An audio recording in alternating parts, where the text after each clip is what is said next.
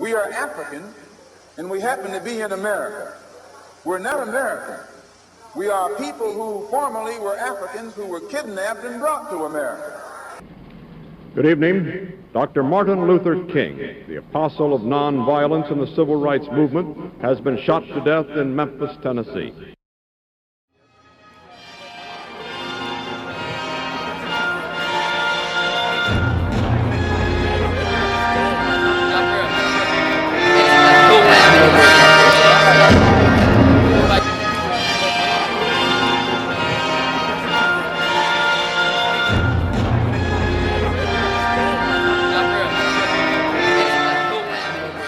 Today, at these very Capitol steps, the Commonwealth of Kentucky will commemorate the 50th anniversary march on Frankfort. Now, in 1964, they marched for the passage of a public accommodations bill that would prohibit segregation and discrimination in businesses, restaurants, stores, and theaters. That march provided the impetus for the eventual passage of Kentucky's 1966 Civil Rights Act. You see, throughout the history of the modern world, including the civil rights movement right here in the state of Kentucky and the United States, marching has always represented a primary mechanism for the facilitation of collective resistance. As a participatory act, this act of peaceful protest galvanizes people from disparate social, economic, and racial backgrounds into a cohesive form of solidarity. Now, more often, this act of solidarity is the only means of demonstrating intolerance for unjust laws and practices that would deny civil rights to some in favor of others. That denial represents nothing short of oppression and abasement, and it refuses citizens access to the most fundamental rights of citizenry and democracy.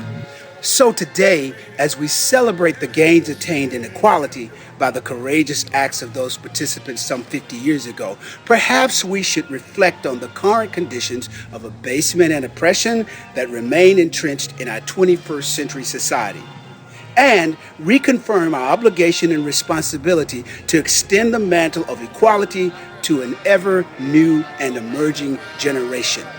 In no other way can we honor the courageous contributions and accomplishments of that 1964 event. So today, as thousands gather here in Kentucky's state capitol, they gather not only to commemorate that momentous event, but also to reconfirm a commitment to the basic ideals of human and civil rights. And these are their voices.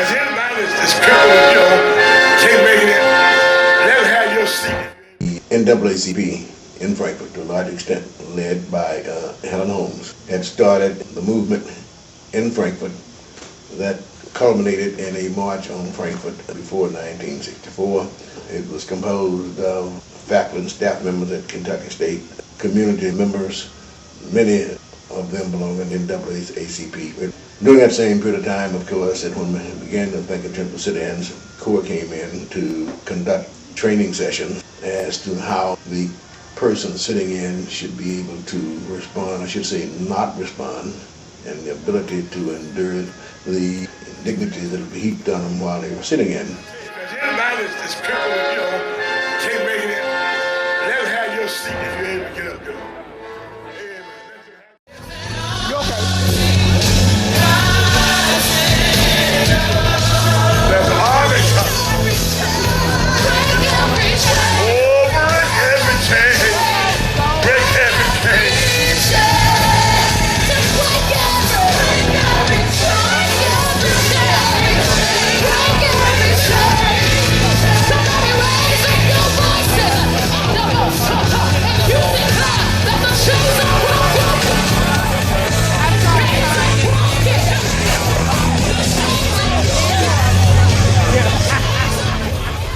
As you can see here, the quest for justice and equality crosses all lines: racial, economic, social, religious.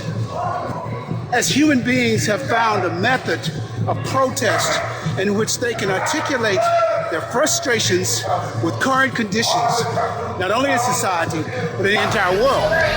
Over every chain.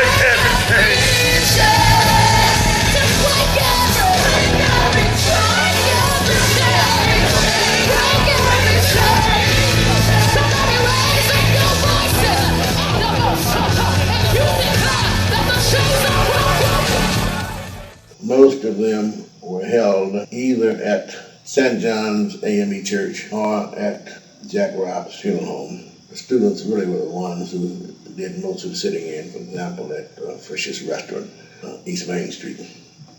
A lot of the dirty work had already been done before 1964.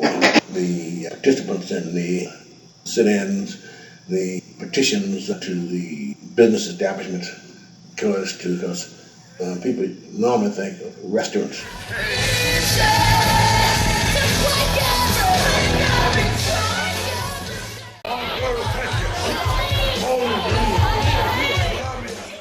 It's important to remember that throughout the history of the civil rights movement, marching has been a critical, important means of social protest. This act of peaceful protest presents a united front as people from all and different aspects of life get together to voice their opinions or their frustrations over a condition of abasement or oppression. Now, this act of solidarity demonstrates an intolerance for injustice no matter where it may occur, and it crosses the lines and demarcations of race, class, gender, socioeconomic group, and or political affiliation.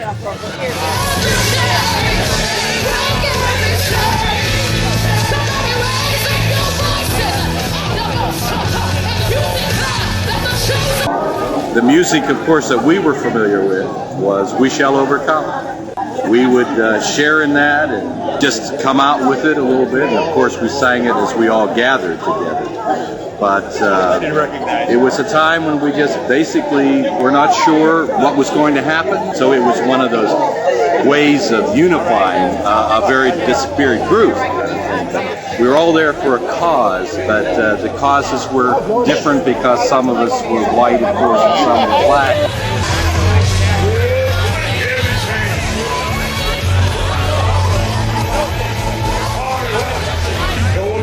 Before the march started, there was a list of the names of people who were supposed to be in the front row marching, obviously in the center of the first row, Martin Luther King and Jack Robinson. And by the time for the march to start, I saw people, of course, rushing to get in the front part of the line who really were not scheduled to be there. So I would say that if there were any Academy Awards to be given for the civil rights movement in Frankfort, it would have gone to people like Helen Holmes. If you would ask me who else was the leader, other than her, the leader as far as the thing is concerned, I would be hard put to name someone. She had a lot of people helping her, of course, but we looked to her as a leader, and she happened to be in a very unique situation that some people were not in. She had her own economic security. At Kentucky State, a lot of the faculty people were afraid to participate because it means that you could have lost your job through participation in the movement. That pressure was there from the white community, and to an extent, some took an economic risk in spite of Frankfort community, in spite of the potential repercussions that they could have faced.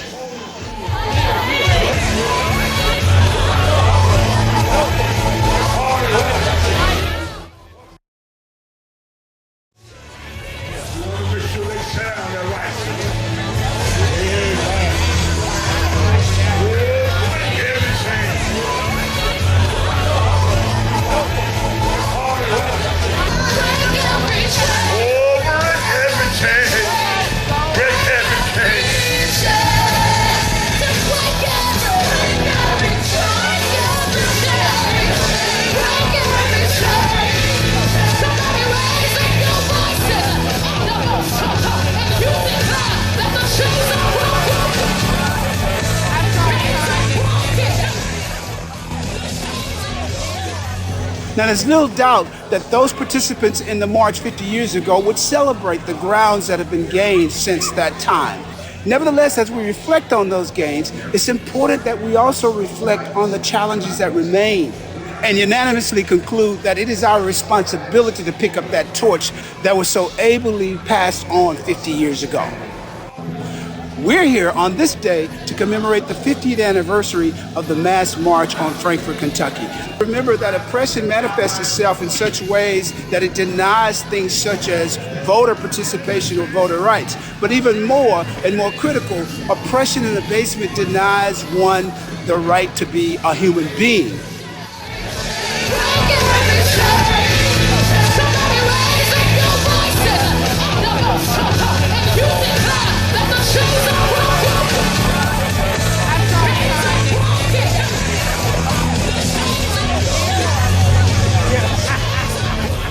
Usually, we don't include in that fight the right for African American women. You were black women, you probably Negro women at that time, to be able to go into a department store and try a dress on or try a hat on. So there was as much discrimination in those type of establishments as there were in restaurants and in hotels.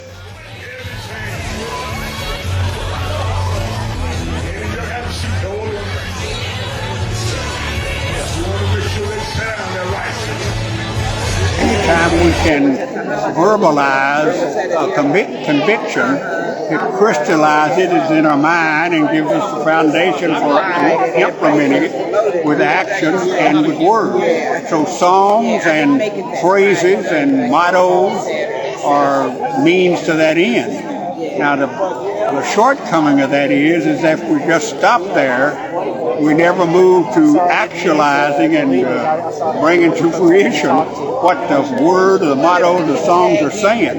We have to get to the point where we can understand why we have not overcome and deal with those things in terms of concrete proposals, corralled with people who are convinced of the merit of it, and together we can move another notch forward.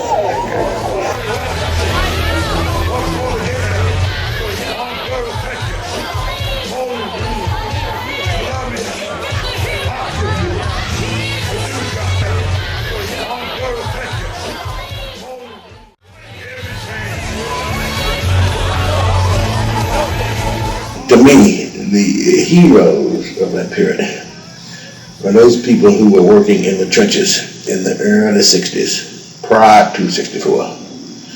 By the time of Martin Luther King March in 1964, some of the walls in Frankfort had already begun to crumble. And by 64, it became fairly fashionable for people to join the movement. Of course, the March on Frankfort in 64 was a statewide march, and it was coordinated by leaders throughout the state. A lot of logistics had to be taken care of at that time. You had the local police there, state troopers were there, and the FBI was there. In my role as a marshal, I had the naive assumption that part of my job was to protect King. When I got up to the platform, and I saw these two white men standing on each side of King, I said, I better keep my eye on them. And I went and talked to the Frankfort policeman. I said, you better check this man out, standing right behind King. You know, Dr. Ridgel, he's over the FBI agent. I ain't nobody else.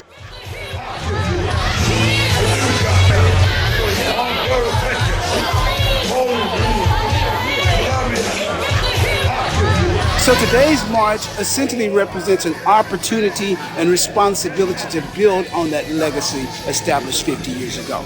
The thousands of participants here today are united, and they march for those rights that we often take for granted but are denied by others, such as the right to vote, the right to sexual identity. So while 50 years ago it was about voting rights and public accommodations, today it's about the restoration of voting rights and the elimination of all attempts to suppress those rights.